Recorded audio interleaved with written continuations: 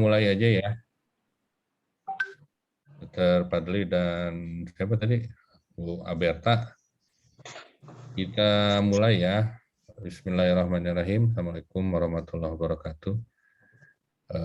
Selamat pagi, salam sejahtera kita semua. Tapi pun sambil jalan, kita sambil nunggu ada satu lagi. Tapi nanti yang siang harus hadir semua ya. Yang 4 ini, karena minggu depan saya udah jadwalkan ternyata vaksinnya Polda minta hari Sabtu lagi, jadi geser lagi, saya nggak bisa ngasih materi. Ini udah bisa dilihat ya materinya? Ya, sudah, Prof.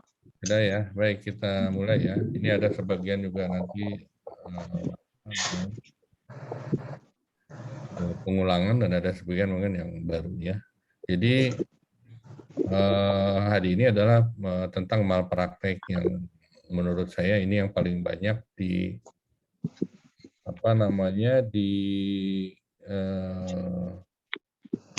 kepada dokter ya atau pelayanan kesehatan, para pemberi pelayanan kesehatan. Bu Aberta itunya dimatiin dulu, di mute biar enggak ini. Ya, oke kita lanjut. Tapi itu masuk dalam salah satu penegakan hukum dalam praktek kedokteran. Kita lihat berikutnya, kita membahas, kita ini ada 4 pertemuan. Ya. Jadi 4 pertemuan, memang sengaja saya gabungkan kelas B dan PJJ. Jadi dalam hari Sabtu itu 2 kali saya, jadi jam 9 dan jam 1. Jadi sebetulnya ada 8 pertemuan, tapi dijadikan 1 kelas B dan PJJ sehingga jadi 4 pertemuan. Jadi ada 4 kali Sabtu, ya 4 kali Sabtu. Mungkin Sabtu depan saya nggak bisa karena saya ngurusin vaksin. Gitu. Nah ini malpraktek kita lanjutkan. Ini baik itu bisa terjadi ya dengan dokter, bisa juga terjadi dengan pelayanan kesehatan lainnya. Ya, ini salah satu karikatur yang sebetulnya nyindir tentang kesalahan yang diajukan oleh pihak pasien gitu ya. Ini satu lagi siapa nggak ada namanya? Izin, Prof. Siapa? Jarmiati, Prof. Siapa? Jarmiati, Prof. Dari dulu saya FK Unila juga, Prof. Oh, angkatan sama Fadli? 2010, Dok. 2010, Prof, bareng sama Dr. Fadli. Oh iya. Kalau Bu Aberta dari mana? Saya dari Abdul Muluk, Prof. Abdul Muluk ya. Di bagian forensik. Di bagian forensik. Yeah. Baik, kita lanjutkan ya.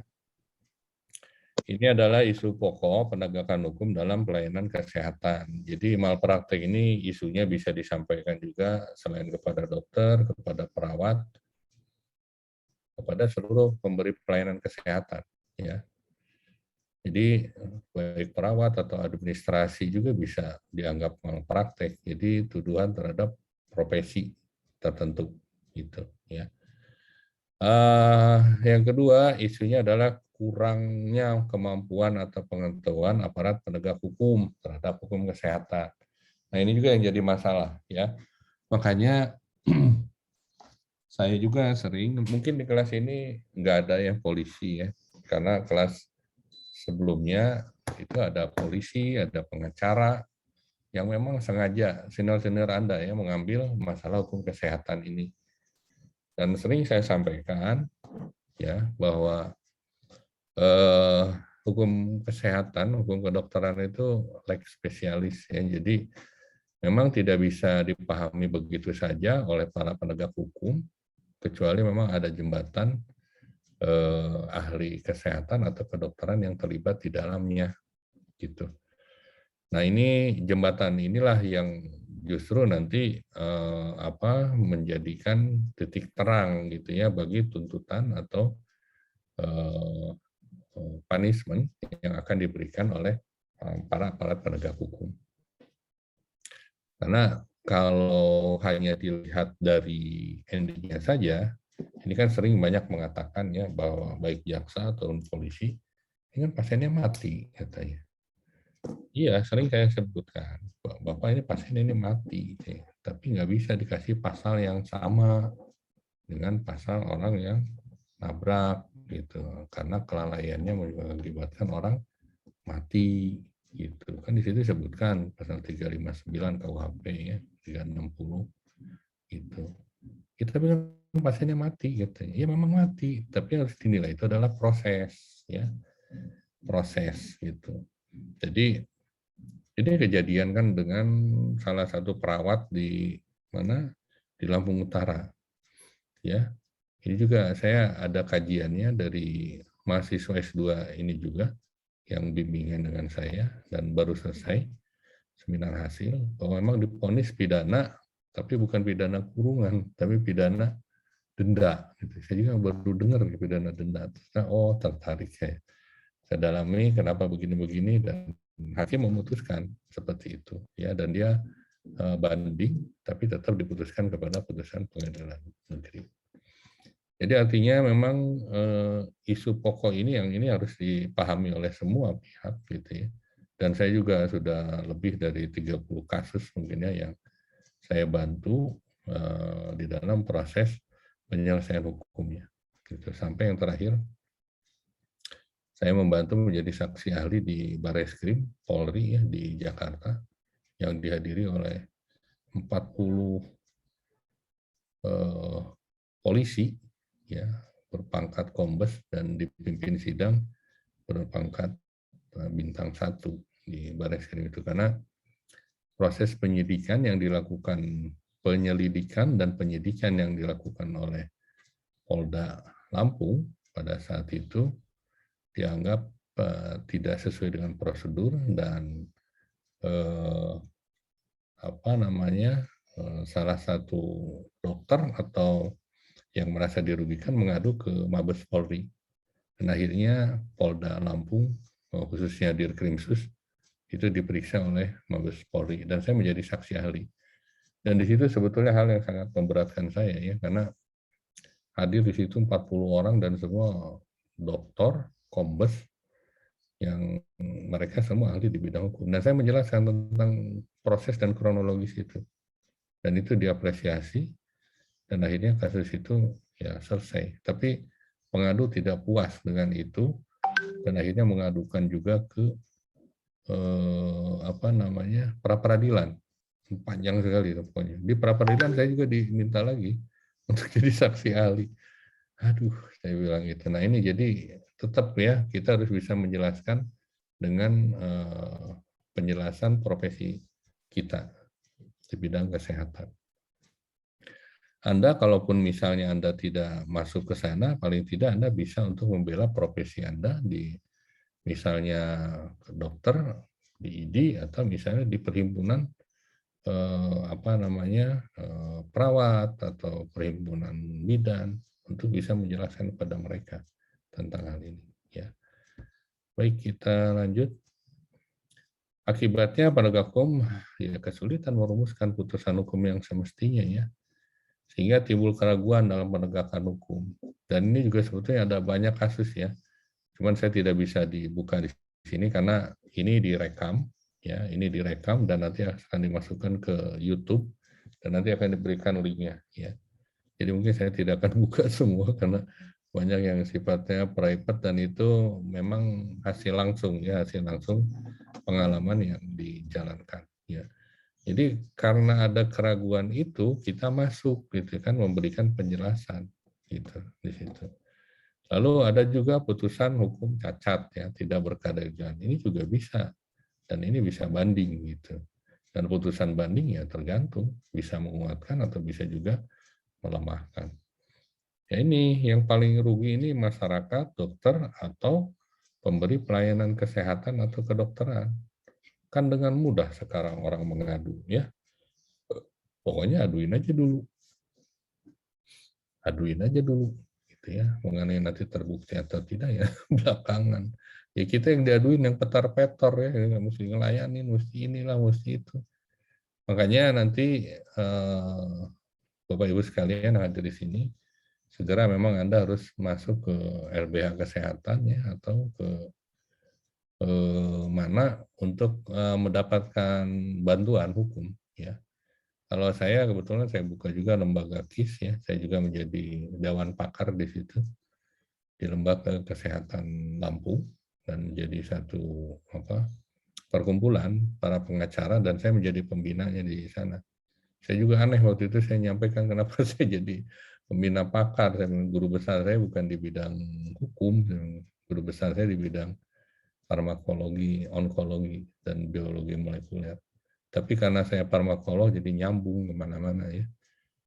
Termasuk ada kasus yang di Pringsewu, mungkin ingat ya, Bapak sekalian, ada 3 kasus di Pringsewu tentang tuduhan malpraktek, di mana pasien yang saat itu, malam itu, 4 atau 3 ya, mati, meninggal berturut-turut, yang ternyata itu karena bufivakain.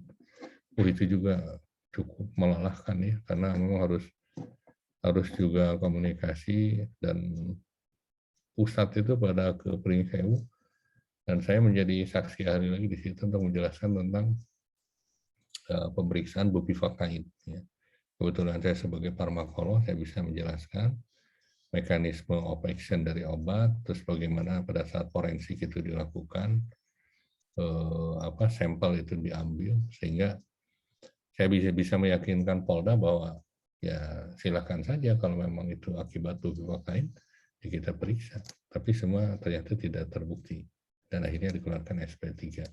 Dan 3 dokter ini, 3 apa 4 ya, dokter anestesi, dokter bedah, dokter opsi, 3 dokter itu akhirnya bisa bebas dalam waktu sekitar 4 bulan. Itu satu prestasi sebetulnya yang kerjasama antara ID dengan Dinas Kesehatan Provinsi. Ya, terus ya ini pasti dirugikan karena kalau sudah melayani itu capek ya, datang begini panggilan lagi. Mending sekarang Zoom. Kemarin saya dipanggil jadi saksi di pengadilan negeri. Pak, saya nggak bisa Pak, saya wakil rektor Pak, nggak bisa saya enaknya main manggil, dia bilang Zoom aja. Oh ya baik, Zoom. Akhirnya saya Zoom, saya berikan saksi ahli ya, karena ada seorang bidan yang melakukan praktek kebidanan di satu klinik yang kliniknya juga nggak ada izinnya, dokternya juga baru lulus, nggak ada izinnya, bidannya juga sama, aduh kacau. Akhirnya ditahan itu semua. Nah saya nggak bisa berbuat banyak karena memang nggak ada ini, ya nggak ada izinnya semua. Gimana sih bang? Malah yang parah dari IBI, iya Pak terdaftar tapi orang ini nggak pernah aktif katanya. Waduh saya bilang cilako. Oh, gitu nggak bisa dibantu. Ya ini masuk ke pengadilan dihukum. Ya lalu yang berikutnya komplain dan banding banyak terjadi. Ini bisa dilakukan ya. Lalu ada krisis kepercayaan. Nah ini yang harus dibangun ya. Sekarang itu krisis kepercayaan terhadap pelayanan kedokteran dan kesehatan itu nyata ya. Jadi kadang-kadang gampang sekali kan ada kabar ya, petugas kesehatan misalnya di puskes ditampar ya, terus masuk ke pengadilan.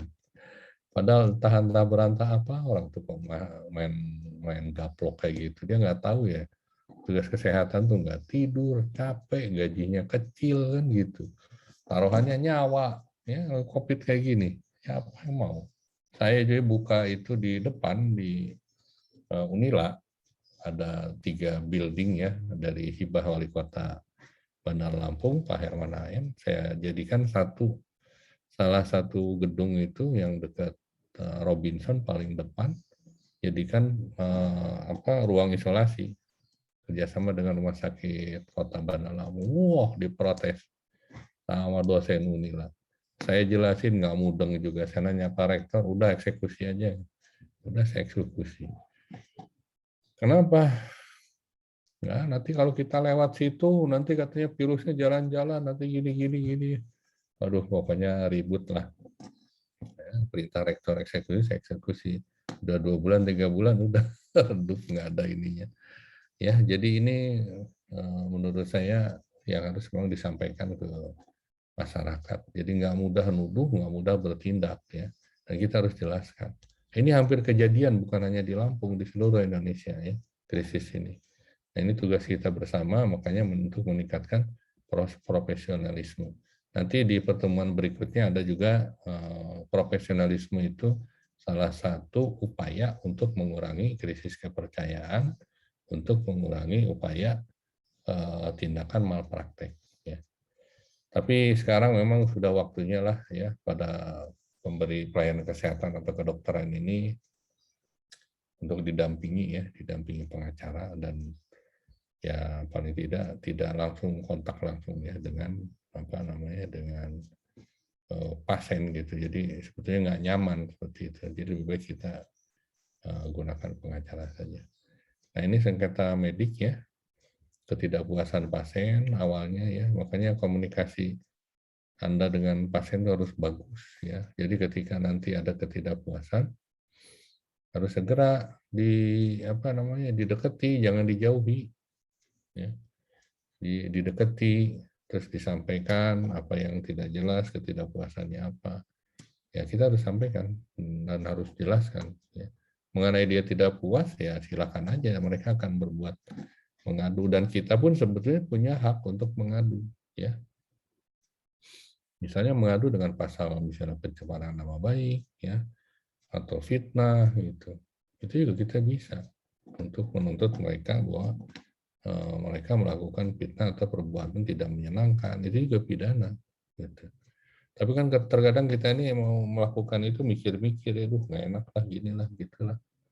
Menurut saya ini salah satu bentuk win-win solution ya. Selain kita meningkatkan profesionalisme kita di dalam pemberian pelayanan kesehatan atau kedokteran ini. Lalu meningkatnya harapan akan tindakan medis. Nah, ini karena banyaknya informasi ya yang ada di internet dan ini juga kejadian ya, jangankan sama ini ya, jangankan sama masyarakat umum. Saya aja punya saudara ya, saya nggak usah sebutin lah. Saya punya saudara kena COVID. Udah ngomong, ini kok katanya saya dikasih, ini dokter ya, saya ngomong dokter. Saya dikasih lepo katanya. Gimana ini katanya? Levofloxacin. Ini obat apa? Ini pencegahan atau ini? Saya cuma ngomong, udah tuh kan banyak Google sekarang, saya mencoba browsing apa guideline WHO, apa guideline PDPI, apa guideline dari PAPI, saya bilang. Karena itu kan gabungan semua. Saya nggak ngejawab bahwa itu salah atau benar gitu. Sebab artemisin juga itu kan artesunat pertamanya digunakan juga untuk untuk COVID ini, termasuk juga kloroquine.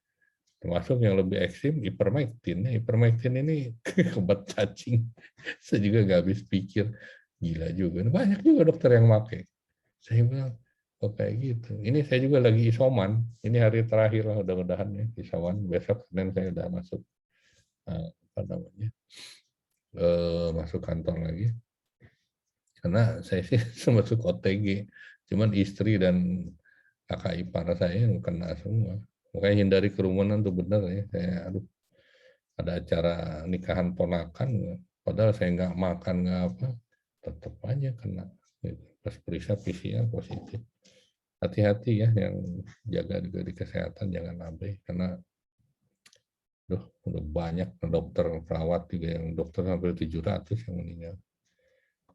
Ya kita lanjutkan. Ini ya harus menyampaikan ya, sampaikan aja, kita cari informasi dan guideline yang ada. Lalu juga euforia kebebasan berpendapat. Nah ini orang tahu ngertinya sepotong-sepotong, saya tuntut kamu sambil nunjuk-nunjuk muka. Kalau saya sih sering saya ngomong, nggak usah ngomong, laporin aja sana. Gitu. Saya ini udah hampir 25 tahun ya. Hampir 30 tahun saya praktek jadi dokter. Banyak yang ngancam-ngancam seperti itu. Cuman dari 2000 berapa ya, 15 lah. Semenjak saya wakil dekan 1 tuh udah kacau, praktek nggak bisa fokus. Banyak kesana sini. Apalagi sekarang, kondisi sekarang udah ampun, nggak ada waktu. Tapi saya tetap mengikuti kemajuan teknologi kedokteran dan terapi-terapi yang dilakukan. Jadi tentang euforia kebebasan berpendapat itu juga tetap harus menyampaikan ya. Jadi dasar-dasar keilmiahan, dasar-dasar pengetahuan tentang kedokteran. Karena mereka mungkin tahunya hanya separuh. Gitu. Lalu kesadaran atas hak ya, karena sekarang ini pemberian pelayanan kesehatan itu identik dengan bisnis ya, sehingga ketika tidak dipuaskan ya duit saya kan udah bayar gitu.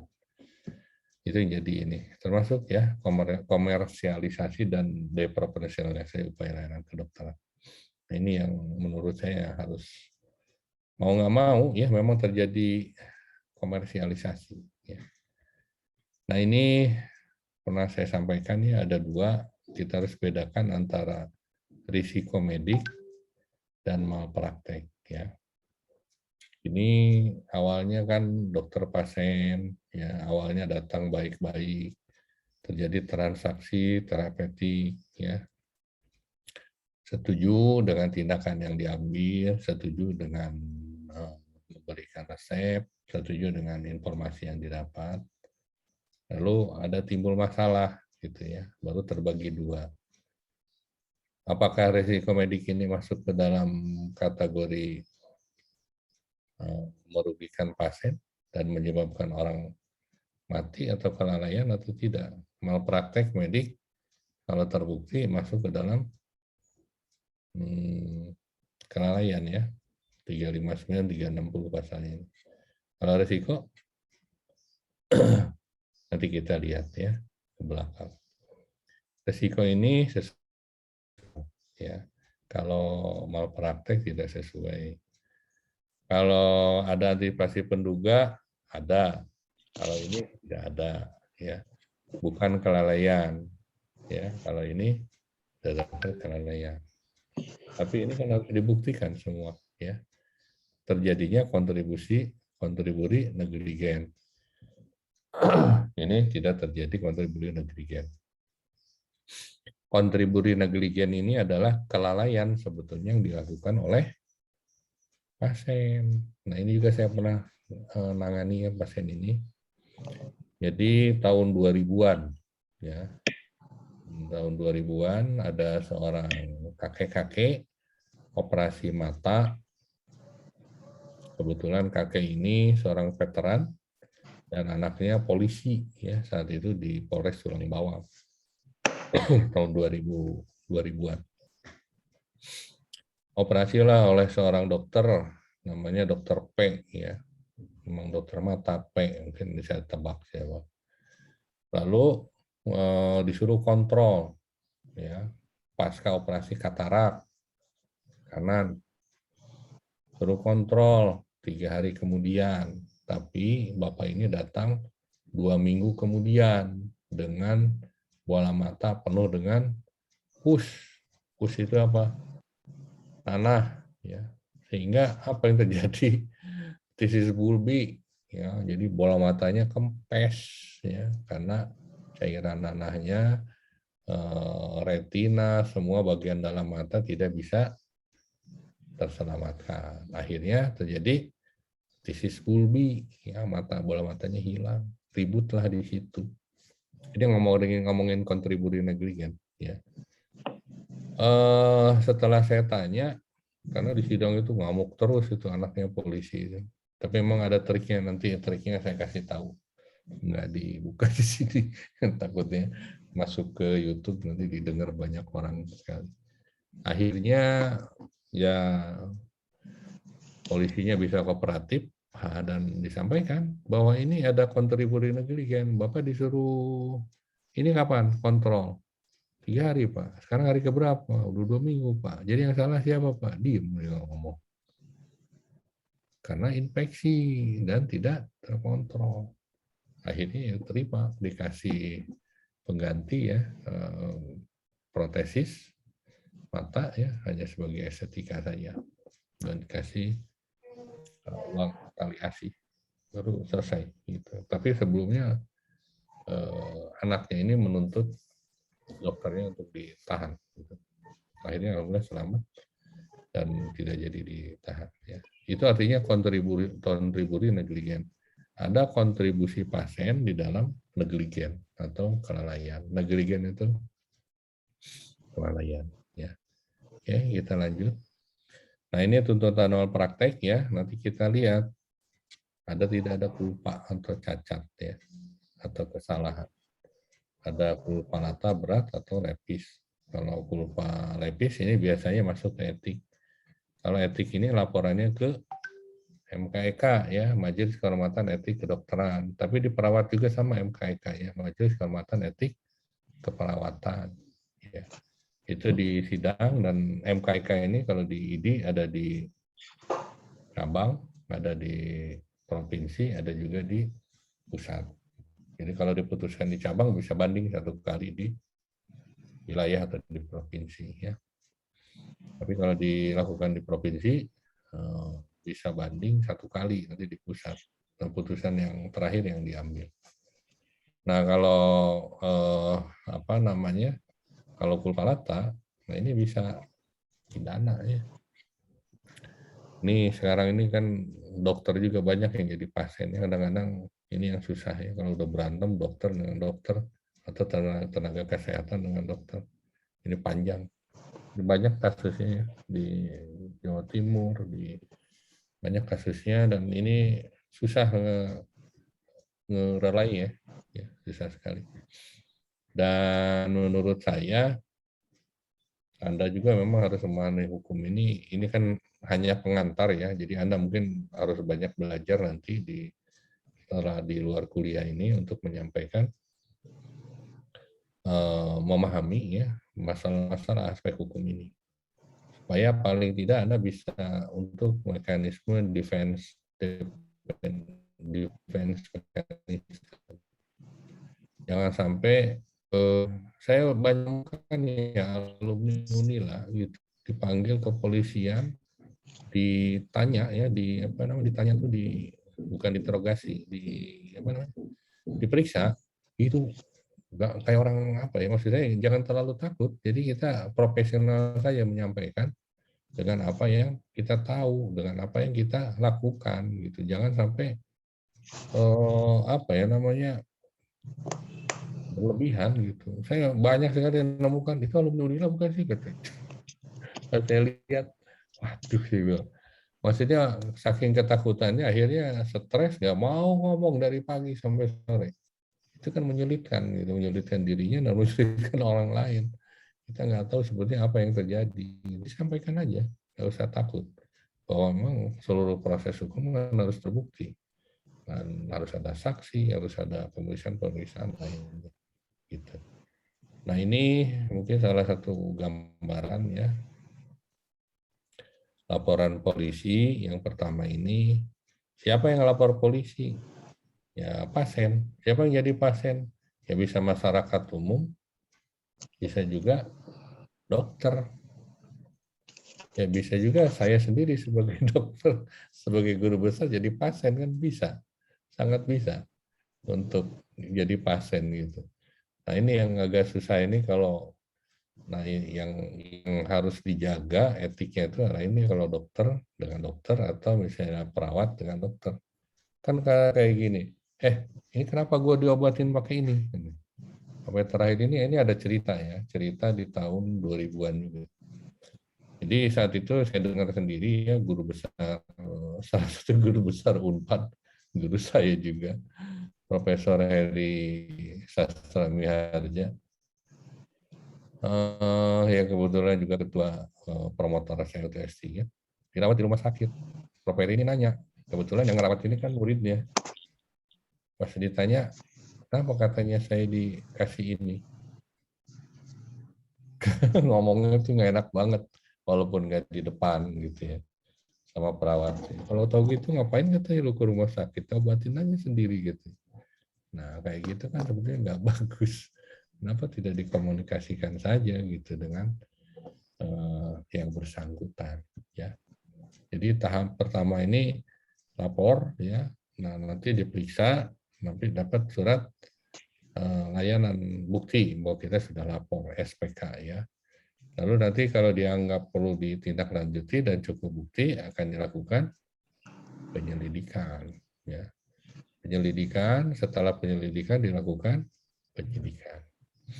Kapan sebetulnya dokter itu bisa ditahan? Ya dari proses penyelidikan ini sebenarnya sudah bisa ditahan gitu ya. Kalau dianggap oleh penyidik bahwa itu tidak kooperatif ya, atau menghilangkan barang bukti gitu. Nah, di sini di penyelidikan, ya diobservasi, diinterview, ya diundang, ya datang. Nanti udah datang, nunggu pemeriksaan, datangnya undangan jam 9, diperiksanya jam 12 gitu ya. Nah, itu yang repot, makanya harus punya kenalan lah ya polisi supaya bisa dibantu. Kita ngabisin waktu kalau periksa-periksa kayak gitu ya. Kalau saya diperiksa sebagai saksi ahli, saya nggak datang ke kepolisian, saya mengundang mereka untuk di tempat saya gitu. Karena kalau ke sana ya nunggu kayak gitu, ngabisin waktu. Sebenarnya kerjaan kita banyak sekali. Ya diobservasi, diinterview, di surveillance, undercover. Nah setelah ini perlu nggak nih? Perlu saksi, misalnya dari ID atau dari ahli. Ya, kalau misalnya itu bukan tindak pidana, maka ini akan ditolak ya oleh polisi. Disampaikan ke profesi ya. Mungkin tidak disampaikan bahwa polisi pokoknya menolak aja bahwa itu tidak cukup bukti atau bukan tindakan pidana itu.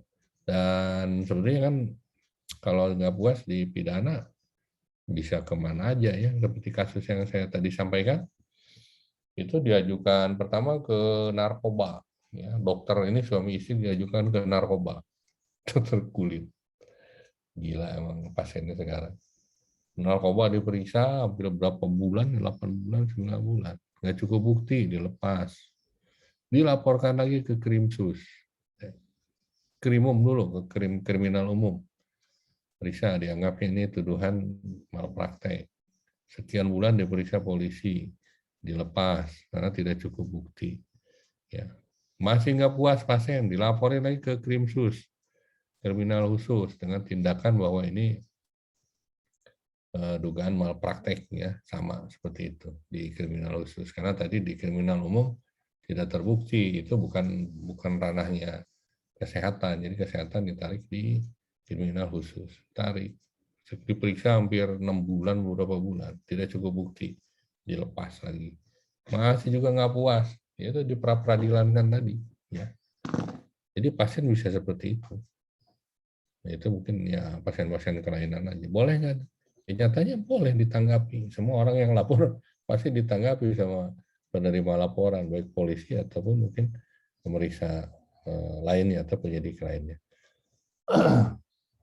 Ya, oke, kita lanjut lalu masuk ke tingkat penyidikan.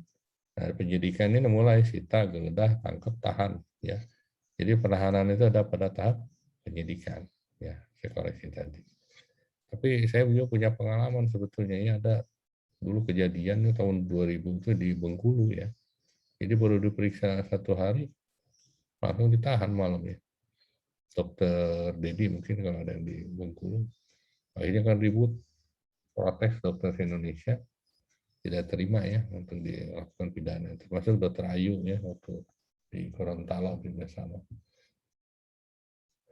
Nah ini kalau masalah tahan, karena sekarang ini kan ada MOU sebetulnya antara ID dengan Polda. Jadi MOU itu baru dibuat ya, zaman saya, antara saya ketua ID provinsi dengan Kapolda. Itu pada 2020 Maret, dan itu masih berlaku sampai 5 tahun ke depan. Jadi artinya memang ID membantu Polda di dalam pelayanan kesehatan dan kedokteran dan bantuan hukum ya, sebagai saksi atau saksi ahli. Lalu pemberkasan, lalu masuk ke jaksa penuntut umum ya, lalu masuk ke pengadilan. Nah, di sini artinya ini yang tahapan-tahapan yang sebetulnya udah masuk tahap penyidikan. Nah, begitu masuk ke tahap penyidikan ya, kalau tidak terbukti harus dibuktikan ya, sampai nanti keluar dengan SP3 ya, jadi surat pemberhentian pemberkasan perkara. Nah kalau udah keluar SP3 ya berhenti, ya nggak bisa diteruskan. Jadi selesai gitu pemeriksaannya. Gitu. Nah, tapi sampai dengan SP3 itu kan adanya proses ya, ada gelar perkara. Gelar perkara itu undang kepala dinas, undang BP POM, undang ID, undang pakar kesehatan, bukan undang pakar kedokteran. Nah, situlah diskusi-diskusi untuk membedah tuduhan-tuduhan yang diajukan kepada dokter atau pemberi pelayanan kesehatan. Nah, kalau di situ teorinya nggak kuat, maka apa yang terjadi? Ya, terus masuk Anda ke jaksa penuntut umum, ya, ke pengadilan. Nah, kalau udah ke pengadilan udah susah. Walau alam. Ya bisa saja mungkin nanti pada akhirnya hakim tidak yakin dan ya diputus bebas gitu ya. Tuntutan berbarengan, nah, seperti tadi disampaikan ya. Jadi bisa polisi yang nuntut ya, bisa juga diadukan perdata. Perdata itu tuntutannya apa? Ganti rugi ya, ganti rugi. Emang ada tah? Ada. Rumah sakit Pondok Indah aja suruh bayar pasien ada lebih dari 1 miliar. Jadi akhirnya putusannya apa? Rumah sakit harus bayar. Kalau nggak ada duit, ya putusan pengadilan tetap harus dijalankan. Gimana caranya dibayar? Gitu ya. Jadi ini bisa bareng ya, jadi borongan. Jadi Anda ketika dipanggil polisi, Anda juga dipanggil pengadilan tata usaha negara, dipanggil juga oleh MKEK, ID, dan dipanggil juga oleh MKDKI. Ini yang paling takut oleh MKDKI ya, Majelis Kehormatan Disiplin. Ini tiba-tiba datang di Lampung sidang, saya ketua ID-nya juga kadang-kadang suka nggak tahu. Tiba-tiba diputus, STR-nya dicabut. Ya, kalau ditanya emang ada tuh di Lampung STR yang dicabut, udah lebih dari 2 orang dokter spesialis yang dicabut STR-nya. Akhirnya lontang-lantung dokternya. Ini kasihan. Yang diantaranya adalah dokter spesialis. Kasihan kalau dicabut STR ini, Anda jadi dukun. Punya ijazah aja, tapi Anda nggak bisa praktek. Gitu. Oke. Dan kita udah banyak ya kita dapat, kalau nggak percaya silakan Anda buka website Konsil Kedokteran Indonesia ya, kalau dibaca di MKDKI. Jadi MKDKI ini adalah organ dari Konsil Kedokteran Indonesia. Yang mengeluarkan STR itu adalah konsil ya, khususnya divisi registrasi. Dan nanti ketika ada masalah, majelis ini yang meriksa. Nah, nanti hasilnya disampaikan ke ketua konsil. Jadi kalau perintahnya cabut, dicabut STR. Cabut. Di Lampung udah ada ya. Udah ada, kasihan saya ngelihatnya, lontang-lantung. Nah, sekarang tentang malpraktek. Ini malpraktek seperti apa sih? Kita lihat ya. Kayaknya harus digedein. Ini katanya professional misconduct ya, or unrational lack of skill. Ya, ini malpraktek. Ini juga ada ya, diantaranya hasil yang 3 kasus di Pringsewu itu, yang bupivakain. Nah, satunya saya kirim ke Unpad, salah satu dokter spesialis untuk belajar lagi, karena dianggapnya tidak cakap ya, melakukan anestesi. Walaupun dia secara hukum dibebaskan dari tuntutan. Gitu. Ya, failure on rendering professional services to exercise that the degree of skill. Ya, learn commonly applied under all the circumstance in the community by the average student.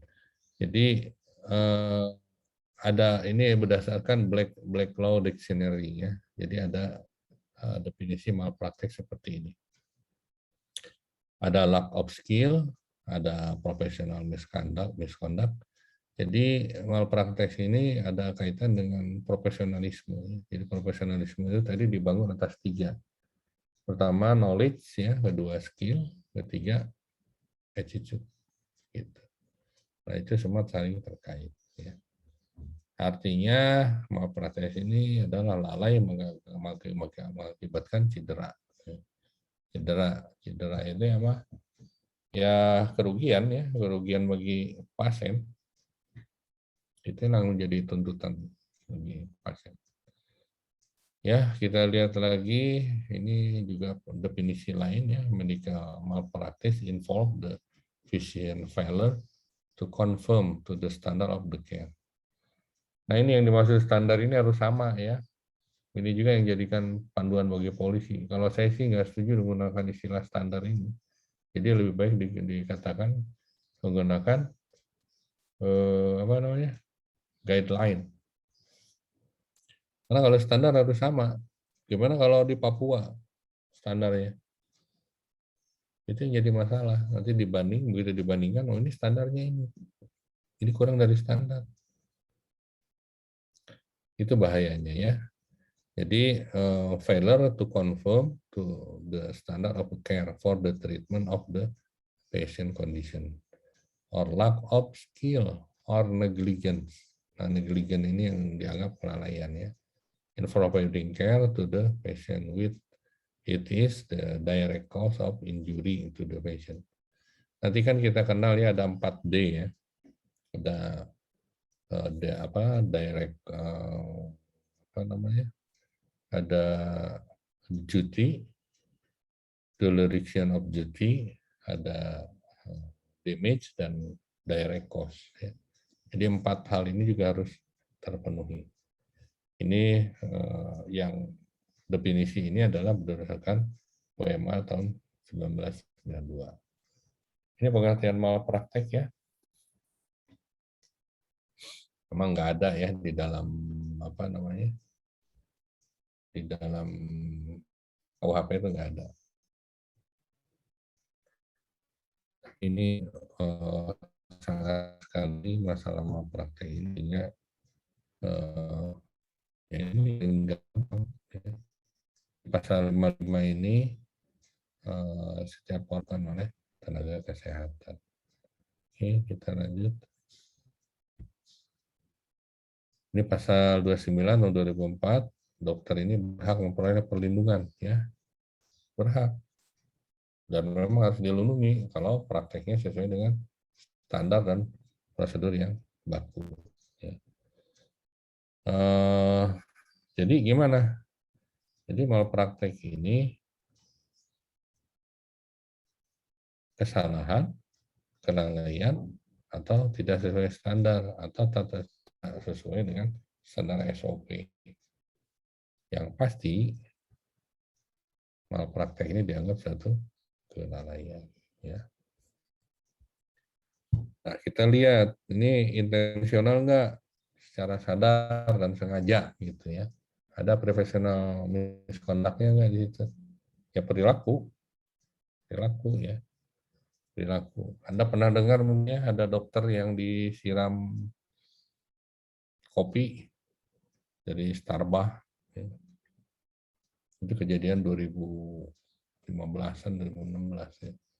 Saking kesel kali pasiennya, keluar dulu, nyebrang di Mangga 2 sana, nyebrang, beli ke Starbucks, minum kopi, balik lagi, ternyata masih di dalam perempuannya, dan akhirnya nggak puas, kopinya disiramin ke muka dokternya.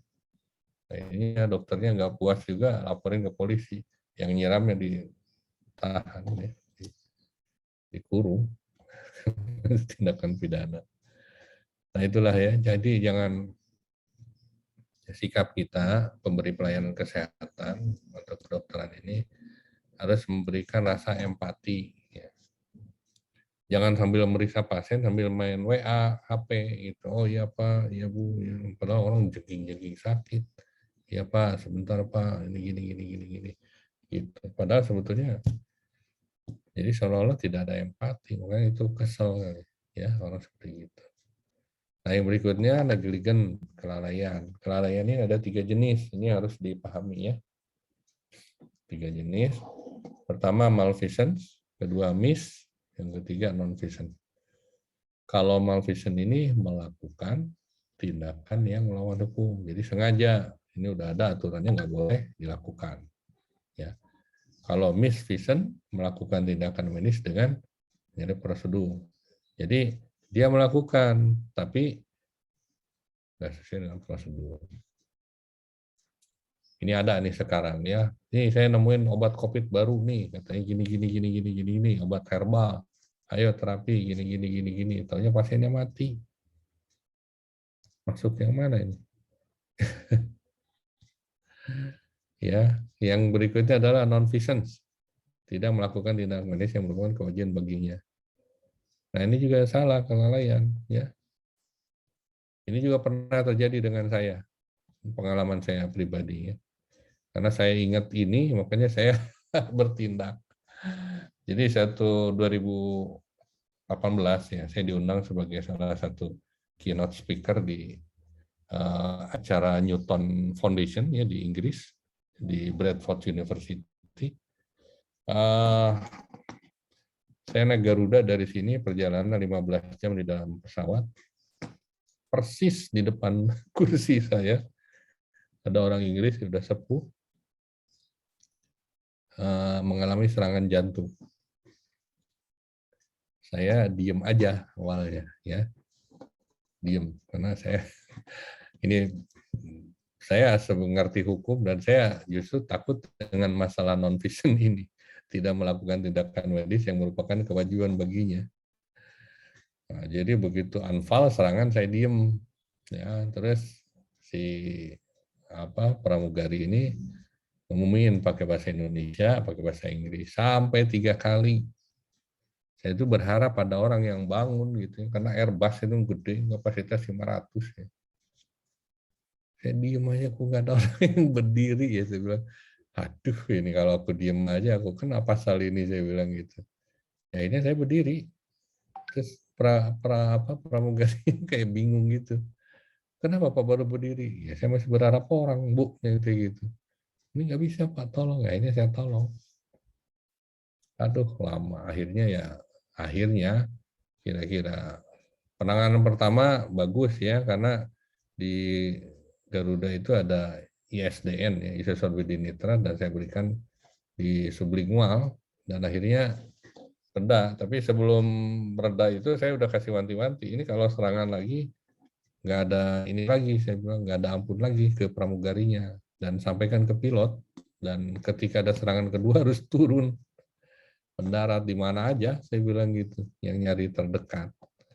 Lalu betul, kira-kira sejam kemudian serangan lagi, dan saya dipanggil oleh pilot, dan salah satu pilotnya orang Amerika ya.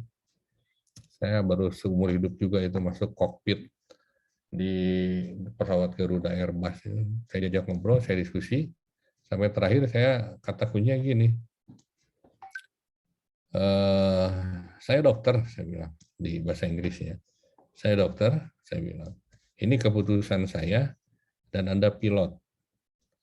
Saya hanya memberikan saran kepada Anda, kalau Anda, jadi si pilot ini tetap mempertahankan, itu kan sekitar 8 jam perjalanan ya, kira-kira, jadi di atas Mumbai, India, seperti itu.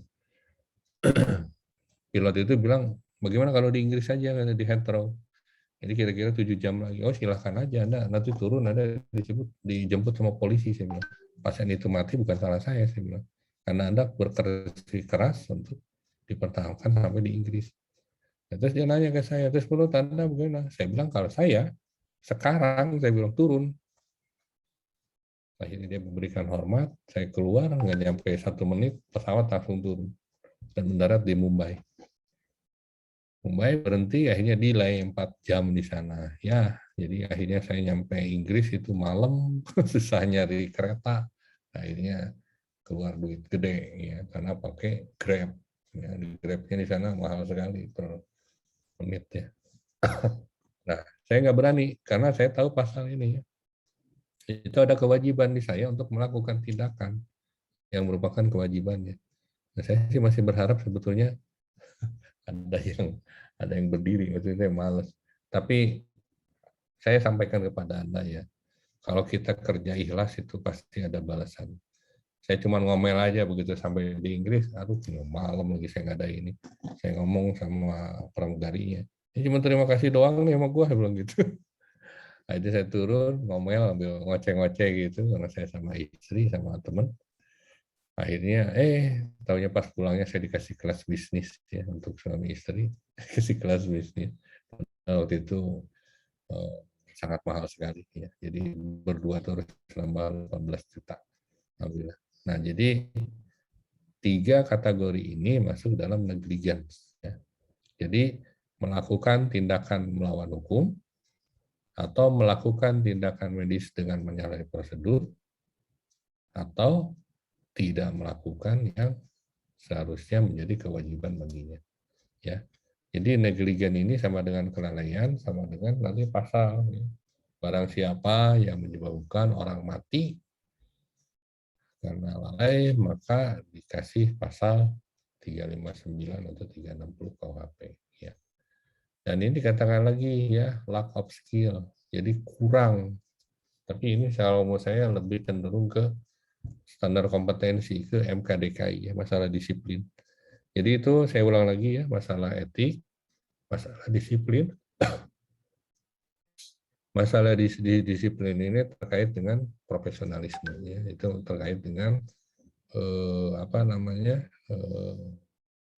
konsil kedokteran atau MKDKI. Ya. Oke, kita lanjut.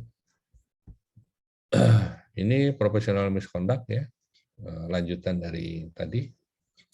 Pelanggaran disiplin. Kalau disiplin ya pelanggarannya disiplin ya, bukan pelanggaran pidana ya. Disiplin ini hukumannya MKDKI tadi ya, pencabutan STR, atau ya tidak boleh praktek ya otomatis ya. Kalau dicabut STR-nya nggak bisa praktek ya. Atau pidana umum, misconduct-nya ini bohong, fraud. Nah ini kan sekarang banyak fraud. Saya sih nggak suka ya istilah fraud. Udah aja salah lo nipu lo gitu, kasarnya gitu. Atau misprestasi. Keterangan palsu, ini hati-hati ya dokter. Keterangan palsu, kenapa? Ya ini memberikan surat sakit padahal nggak sakit gitu. Atau memberikan surat COVID ya nggak diperiksa. Hati-hati karena ini pernah kejadian. Nah, akhirnya diuber-uber sama Polda ya. Terus ada yang hubungi dari Ketua ID Selatan ke saya, kenapa? Saya bilang ini kata ini dibilang palsu, dicek ternyata enggak palsu ya. Jadi cuma ada masalah administrasi aja. Tapi ini bisa mengantarkan Anda ke penjara ya. Hati-hati surat COVID ini, termasuk surat sakit ya. Ini penahanan pasien. Jadi pasien kalau nggak punya duit jangan ditahan ya. Nanti kena pasal sandera, nanti kita yang kena. Bidan, perawat juga sama ya. Buka rahasia kedokteran tanpa hak, boleh nggak dibuka? Boleh. Mana pengadilan, pengetahuan, atau pasien udah pernah buka ya, kayak Prita udah pernah buka di media elektronik, ya kita sampaikan aja, nggak apa-apa. Aborsi ya, eutanasia, dan penyerangan seksual. Nah, hati-hati nih, yang praktek nih, yang cowok ya, yang praktek, kenapa? Karena ini ada kejadian ya, Bapak Ibu sekalian. Ini Lampung Timur. Dan makanya kalau meriksa itu harus ada ini ya, harus ada saksi. Kalau pakai CCTV khawatir ada penyalahgunaan data ya. Ini di Lampung Timur dokternya diduga melakukan tindakan seksual atau tindakan tidak senonoh ya. Ini kejadian 2018. Saya waktu itu masih wakil dekan 1 dan saya diminta jadi saksi ahli. Tapi akhirnya saya patahkan sebetulnya saat itu diperiksa panjang lebar. Saya bilang logikanya gini aja. Ini mohon maaf ya, nggak apa-apa lah. Ini juga dimasuk ke YouTube juga nggak apa-apa. Maksud saya gini, ini pengalaman saya dan memang nyata. Udah diperiksa, terus saya nanya juga peta peta tempat prakteknya, terus nanyakan juga siapa ada yang di situ, Terus juga, tapi saya nggak ketemu pasien gitu, cuman saya minta keterangan dari polisi. Akhirnya ya polisi menerima semua laporan yang disampaikan oleh masyarakat gitu ya, dan ditindaklanjuti, tidak boleh diberhentikan kecuali memang tidak cukup bukti gitu. Tapi sebenarnya ada yang menggelitik bagi saya sebetulnya ya pada saat itu. Ini saya sampaikan ke polisi, apalah direkam juga, dan ini fakta sebetulnya, fakta. Akhirnya saya tanya, Pak, Bapak laki-laki nggak? Saya bilang gitu. Laki-laki, Pak, katanya. Nggak apa-apa, ini BAP saya pegang. Saya bilang. Berita acara pemeriksaan saya pegang. Bapak laki-laki? Iya, laki-laki. Bapak tahu pasiennya? Tahu, Pak, katanya. Bapak sebagai laki-laki, mohon maaf ya saya ngomong, itu kalau ngelihat perempuan itu anak sekolah sebetulnya, anak SMA. Dan saya juga nggak ngerti ya kenapa kok. Nah ini juga saya nggak tahu ya, apakah memang itu sengaja atau tidak. Jadi pasien ini memang hanya menggunakan training, gitu, tidak menggunakan celana dalam. Dan entah pasiennya ini gangguan jiwa, saya juga nggak tahu kan gitu. Tapi ini diperiksa katanya oleh Komisi Perempuan ke Rumah Sakit Jiwa. Nah pada saat itu saya belum tahu hasilnya, gitu. Akhirnya saya ngajak ngobrol aja si salah satu kanit sersinya. Sini Pak kita ngomong, saya bilang. Pak, kalau Bapak sebagai laki-laki ngelihat perempuan itu kira-kira ngaceng nggak Pak? Saya bilang. Enggak Pak. Terus kalau dokter itu kira-kira gimana? Saya bilang. Emang bisa ngaceng? Saya bilang gitu. Ya kemungkinan enggak Pak. Ya sekarang logikanya gitu aja. Memang kalau ada pemikiran yang nggak benar, pasti tertarik dulu gitu. Ini nggak tertarik kok gimana gitu. Jadi gimana Pak? Ya itu jawabannya, saya bilang gitu. Jadi ubah itu berita acaranya, saya bilang.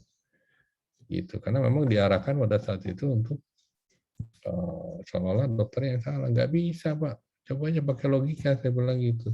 Coba Bapak ke situ, saya bilang sendiri. Ya enggak lah Pak, jelek, bau katanya. Nah itu saya bilang. Nah sekarang dokternya disuruh, saya bilang, mau ngapa-ngapain, boro-boro kalau dia wangi, cantik, mungkin ada pikiran kali dia untuk ngapa-ngapain. Tapi kalau kayak gitu mana mungkin, saya bilang gitu. Dan seolah-olah itu memang di skenario gitu ya, di skenario. Jadi begitu pasiennya masuk, diperiksa, setelah diperiksa, dirujuk, suruh dirujuk, dan dia hanya bapak dia sama bapaknya aja gitu, sama adiknya yang SMP. Nah adiknya ini nggak mau ditinggal, begitu dirujuk suruh nyari mobil, ya ikut, ya dia tinggal sendiri, ditaruh di observasi. Ini bilang ya, tadi dipegang-pegang sama dokternya. Nah ini hati-hati ya, yang juga bisa saja itu juga terjadi pada cowok ya, dokternya yang cewek gitu. Kelainan-kelainan yang orang nggak ada kerjaan kita juga nggak tahu ya. Karena sekarang kan dianggapnya dokter atau perawat atau bidan ini banyak duit gitu. Ya. Oke, kita lanjut ya. Ini lack of skill, kompetensi kurang atau di luar. Nah, jadi kalau kompetensi kurang gimana? Ya di reschooling, suruh sekolah, ya, balik lagi. Yang tadi yang saya katakan. Salah satunya dokter anestesi dari sekolah. Saya surat ke dekannya untuk reschooling di bagian anestesi. Tuntutan dapat berupa kelalaian, ya bisa. Gitu. Memang sangat tipis sekali ya, lack of skill dengan tuntutan kelalaian ini. Ya, oke, kita lanjut. Ini kelalaian medik ya, jenis malpraktek yang tersering, bukan kesengajaan. Jadi malpraktek ini pelanggaran terhadap profesi. Ya. Wartawan bisa malpraktek, bisa, sama ya. Terus misalnya Bu Aberta di administrasi misalnya bisa malpraktek, bisa. Gitu. Bu Aberta misalnya menyalahgunakan kewenangan, gitu, seperti itu bisa ya. Bukan kesengajaan dan tidak melakukan yang seharusnya dilakukan, melakukan yang seharusnya tidak dilakukan. Nah itu ya. Seperti tadi saya di pesawat saya udah tahu banget masalah negeri itu. Saya diem aja kan. Maksudnya harapannya saya ada orang yang lain yang berdiri. Males kalau orang ini mati, saya turun di Inggris, saya dipanggil sama pengadilan pasti. Itu yang pikiran saya gitu saat itu ya. Tapi ya aduh nggak bisa lagi, nggak ada orang, nggak ada yang ngaku, apa gimana saya juga nggak tahu. Tapi itulah hikmah ya, kita harus cukup ilmu supaya kita bisa mengarungi samudra ini. Ya, ini kelalaian harus ada 4D ya, harus ada duty, the relaxation of duty, damage, dan direct cost. Dan harus 4. Kalau 3 gimana? Nggak bisa. Nah, sekarang gini, kalau ada dokter ya, udah lulus, dia tidak masuk di anggota ID, terus dia mungkin praktek nggak? Harusnya nggak mungkin ya. Tapi bisa aja dia praktek, dia nembak gitu. Karena yang ngurus izin praktek sekarang kan 1 pintu, 2 pintu, 3 pintu ya. Bisa aja dia lolos ya seperti itu. Dan akhirnya dia bisa praktek, tapi dia tidak terdaftar sebagai anggota ID. Dibantu nggak? Ya enggak ya, karena dia tidak sebagai anggota ID. Ada nggak jutinya di situ? Ada, kewajiban profesinya ada. Karena dia dalam bentuk kontrak ya dengan pasien. Ya. Lalu direction atau the relaxation ya atau breach of duty, ini pelanggarannya ada nggak? Dicek. Ada kan gitu. Ada kerusakannya nggak, damage-nya? Ada.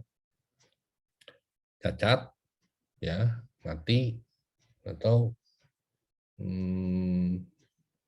ya cacat ya, kehilangan penglihatan, panca indera, atau yang lain ya.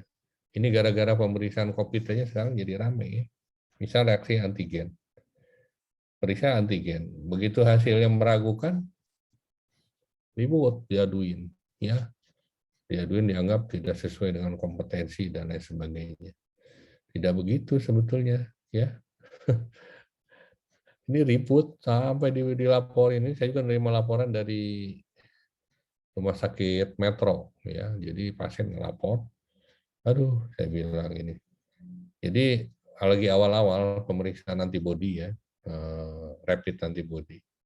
Jadi merasa dia diperiksa dan reaktif dan diketahui oleh keluarga besarnya dan dia tidak terima gitu. Dilaporin ke polisi dokternya, dokter UGD-nya. Saya bilang nggak usah takut dok, jalanin aja. Ya.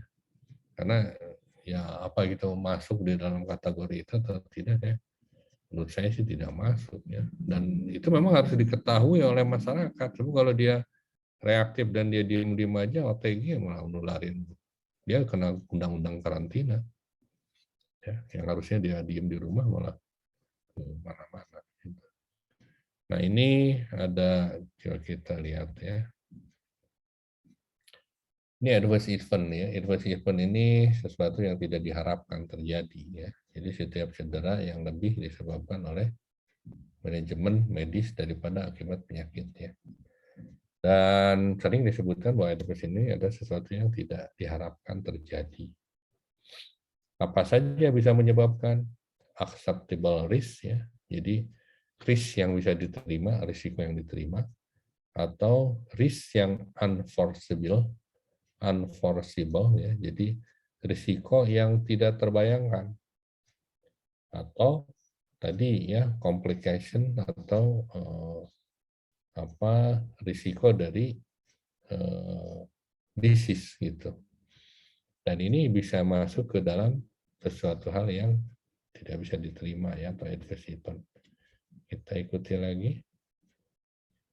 Nah ini dua-duanya adalah merupakan satu error. Ya. Di atasnya ada namanya near miss ya.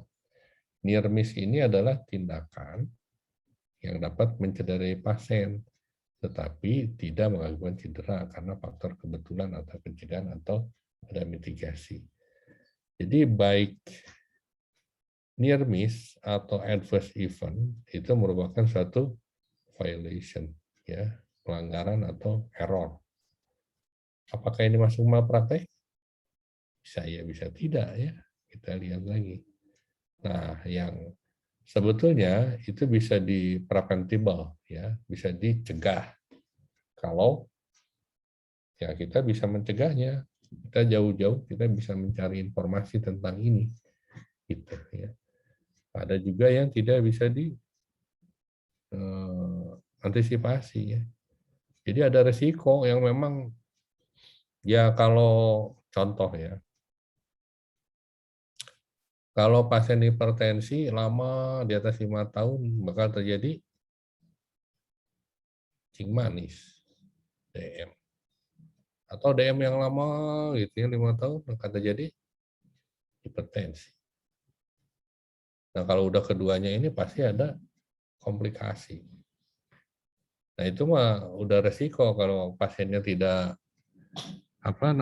tidak kooperatif, ya pasti ada komplikasi. Ya, pasti ada komplikasi. Itu adalah risk yang acceptable.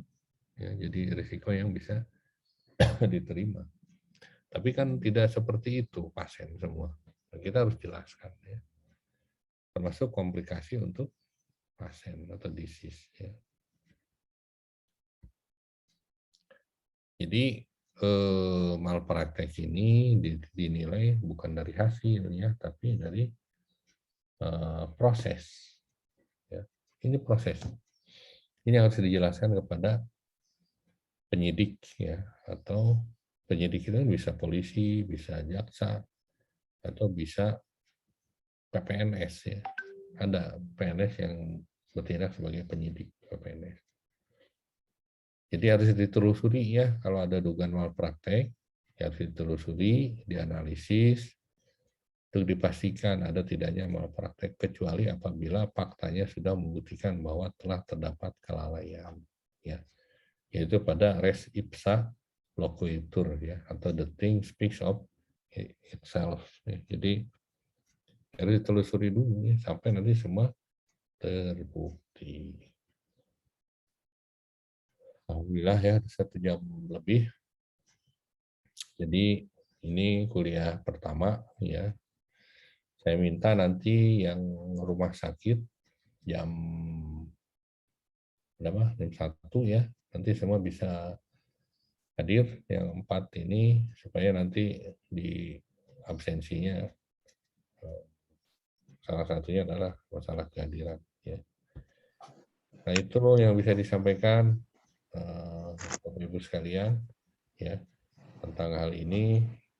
Ini kita ada 4 kali kuliah, ya. Jadi 8 kali pertemuan. Jadi pagi sore minggu ini, Sabtu ini. Sabtu depan nggak ada, ya, karena saya mau ngurusin vaksin. Mungkin minggu depannya lagi baru kita lanjutkan. Jadi ke pertemuan berikutnya adalah nanti tentang pembuktian malpraktis dan beberapa kejadian mungkin nanti saya akan tampilkan, termasuk masalah penyelesaian dan lain sebagainya, ya. Gitu. Kalau saya akhiri, ada pertanyaan nggak dari Bapak Ibu sekalian? Saya harap sih ada yang bertanya.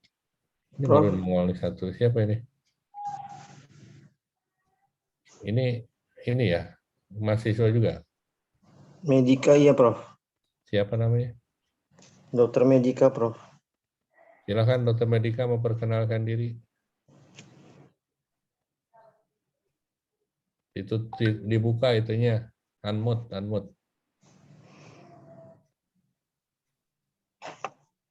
Bisa. Maaf, Prof. Tadi jaringannya agak susah, jadi keluar masuk, Prof. Nggak naik pohon.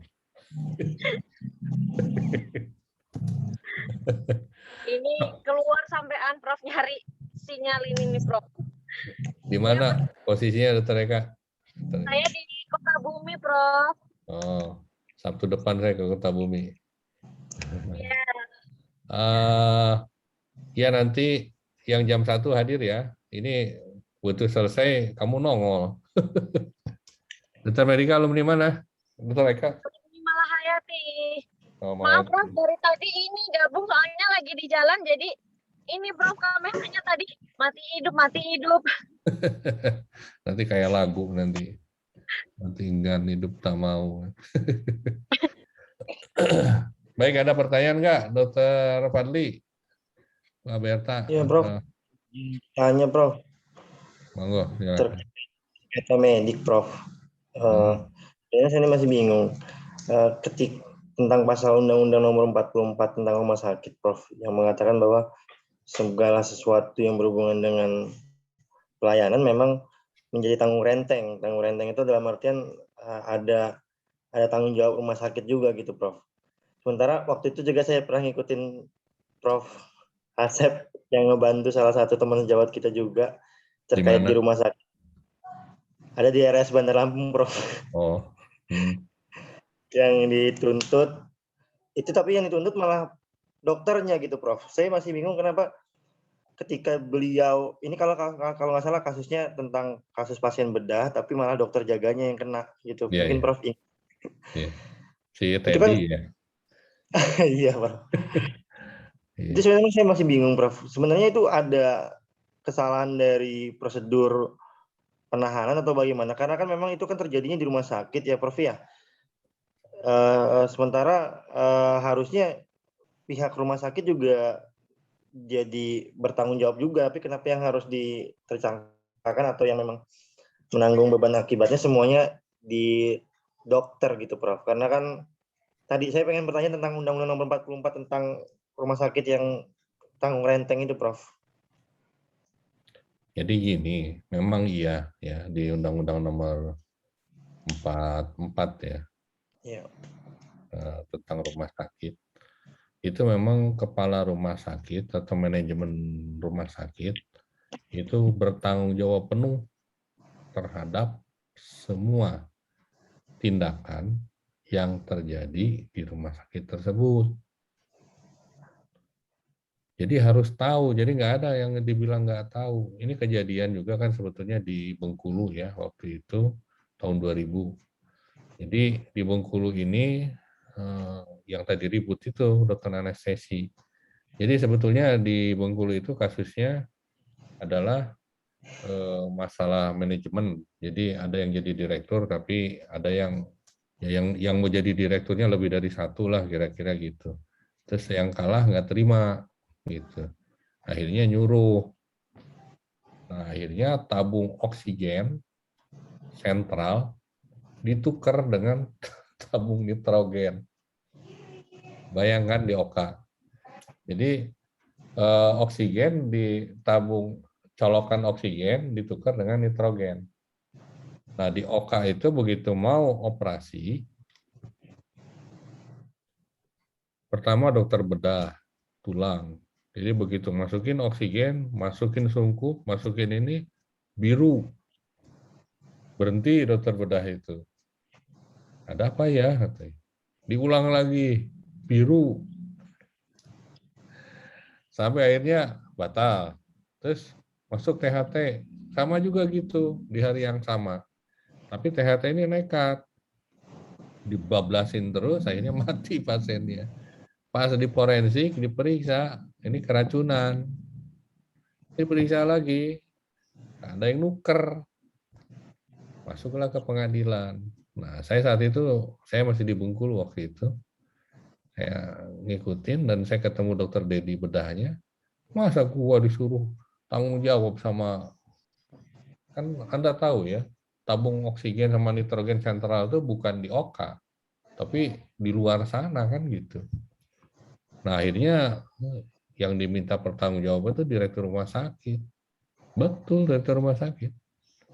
Dan dia memang harus mengetahui dan bertanggung jawab terhadap seluruh proses yang terjadi di rumah sakit. Nah, ngerinya pimpinan rumah sakit itu seperti itu. Karena memang di dalam undang-undang dibunyikan seperti itu. Nah, kenapa terjadi pada kasus Teddy? Nah, ini juga saya sangat sayangkan ya. Sangat sayangkan. Sebetulnya saya nggak buka di sini ya. Jadi dari awal ada disharmonisasi lah antara ketua di provinsi saya dengan ketua di cabang Bandar Lampung. Jadi ketika kasus itu masuk, saya bilang ketua ID-nya, kamu kan ketua di cabang Bandar Lampung, urusin itu anak buah kamu, ya. Saya nggak usah sebutin lah. Diurusin, nah, saya mundur, gitu. Nah, ketika saya di Australia saat itu di Flinders University kan saya ikut magang di sana sekitar 1 bulan. Saya ditelepon, ya udah, kalau enggak nunggu aja nanti saya pulang. Saya bilang, saya nggak bisa sekarang, saya bilang, saya lagi masih di Australia di Adelaide. Sampai ini saya pulang, ini saya turun tangan. Saya turun tangan dan pengurus besar ini juga turun. Dan akhirnya selesai. Ya, selesai karena memang selain itu dari keluarga pasien itu juga ada keluarga dari kejaksaan kalau nggak salah yang ikut intervensi, ya. Sehingga akhirnya dan keluarga kejaksaan itu juga menekan saya, ya, untuk meminta menyetujui tindakan bahwa Dr. Teddy itu salah. Gitu. Saya bilang saya nggak mau, seperti itu. Nah memang harusnya itu tidak boleh, ya, tidak boleh. Dan itu harusnya manajemen rumah sakit bertanggung jawab, gitu, bersama-sama. Nah itu kalau udah susahnya kayak gitu. Kalau begitu ngelihat ada celah masalah dan dilempar, dilepas, itu lebih bahaya. Gitu. Dan ditanggungkan kepada pribadi. Nggak boleh itu harusnya. Dan manajemen juga harus bertanggung jawab. Dan harusnya manajemennya juga harus diberikan hukuman. Gitu. Tapi ya itu akhirnya pada saat itu udah yang penting beres gitu. Ya udah beres semua. Kasihan sebetulnya Dr. Teddy itu nggak salah ya, cuman ya itu dia diperiksa itu saya menyayangkan ya gitu. Diperiksa itu jadi kayak orang dianggap salah gitu. Yang harusnya memang tegar aja gitu dan profesional, sampaikan begini gitu. Itu harusnya tidak boleh terjadi. Ya. Tapi itulah hukum ya, begitu ada celah yang masuk. Nah, memang itulah diperlukan juga dukungan profesi. Kalau nggak tegar itu kelewat juga itu. Kalau undang-undang jelas. Pimpinan rumah sakit atau pelayanan kesehatan harus bertanggung jawab penuh ya terhadap semua aktivitas yang terjadi di rumah sakit atau pemberi pelayanan kesehatan tersebut. Gitu.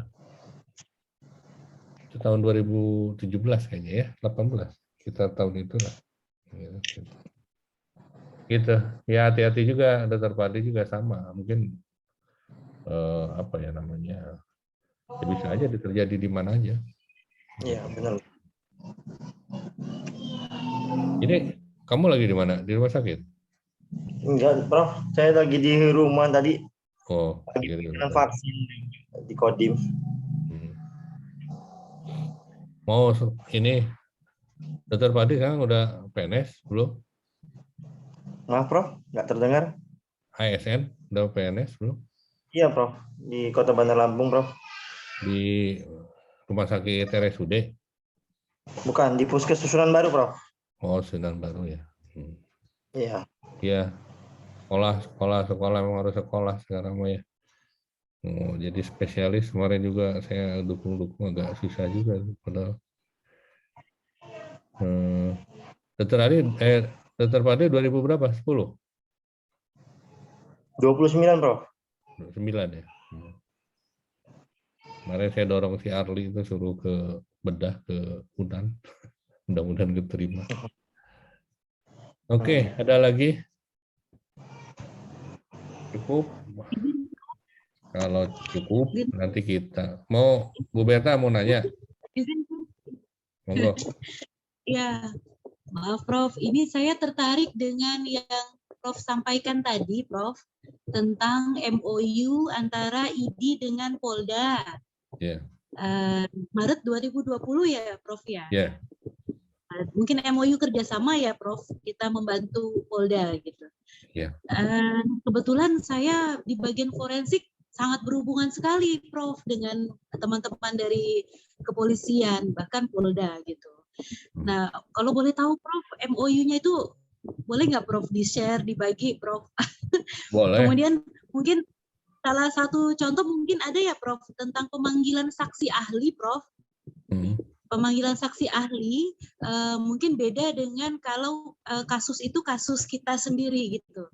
Tapi ketika kita dipanggil jadi saksi ahli untuk kasus yang lain, Prof, teman sejawat yang lain, seperti dokter spesialis mungkin sering ya Prof dipanggil untuk sebagai saksi ahli.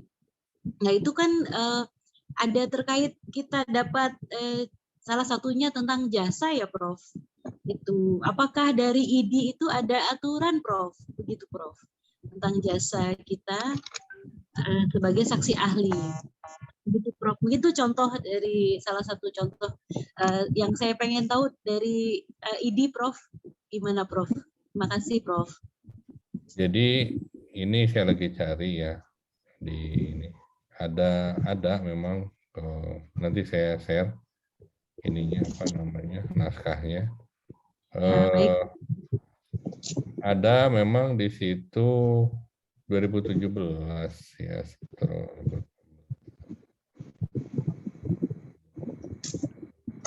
Jadi kalau apa namanya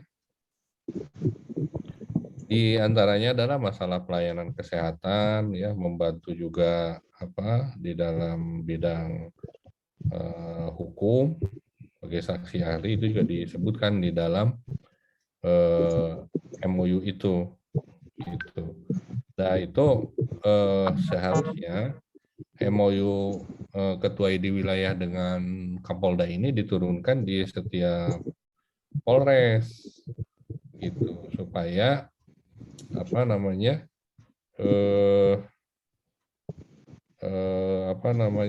si Kapolres ini tahu gitu bahwa memang ada kerjasama antara ID dengan Kapolda gitu. Jadi ketika memang ada terjadi perlu bantuan maka atau pemeriksaan maka polisi ya harus berkoordinasi gitu. Berkoordinasi dalam hal atau memberitahu, yang kedua tentunya untuk jadi saksi gitu atau saksi ahli.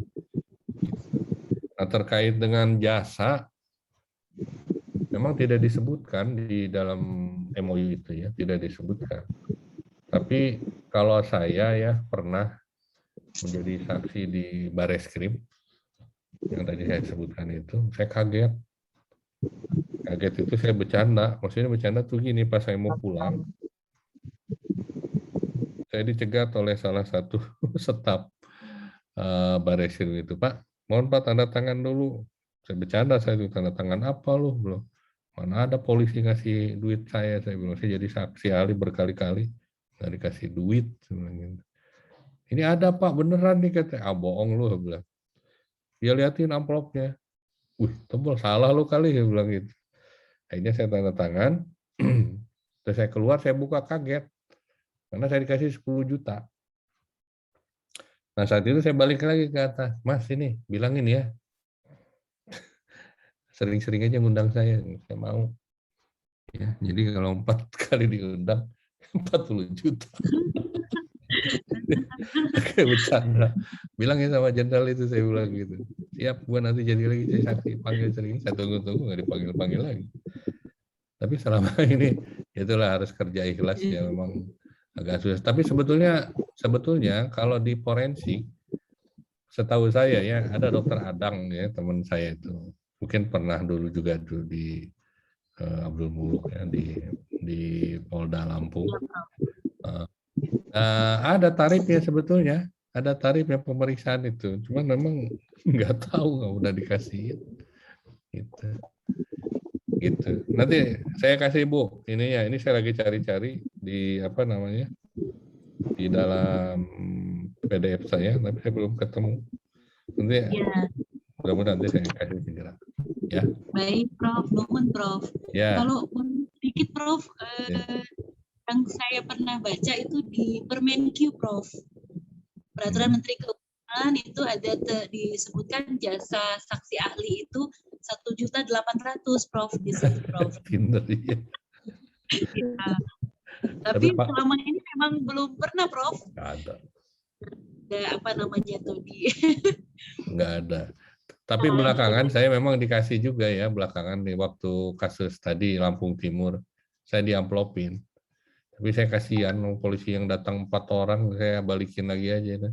Belakangan, tapi awal-awal nggak ada. Awal-awal nggak ada. Jadi sekitar tahun 2018-an itu baru ada. Berkali-kali saya jadi saksi di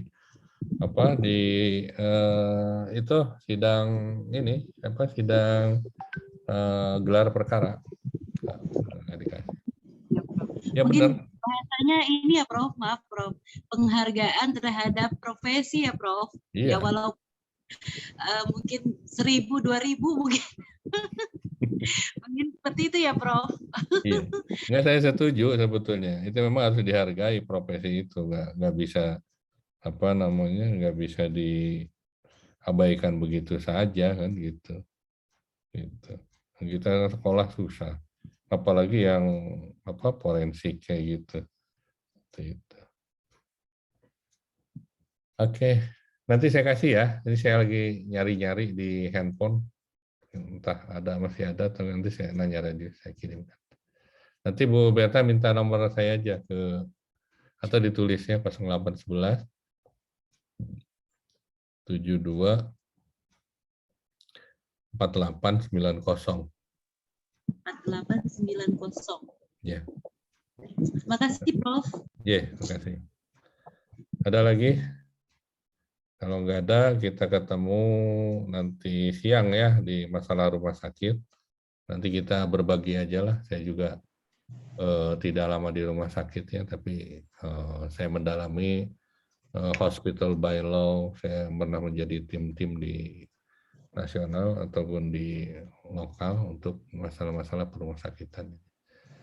Ya, sampai ketemu nanti jam 1. Salam sehat ya semuanya. Mudah-mudahan ilmu yang diterima ini bisa bermanfaat ya bagi kita semua. Ya, makasih semuanya. Assalamualaikum warahmatullahi wabarakatuh. Waalaikumsalam. Terima kasih, Prof.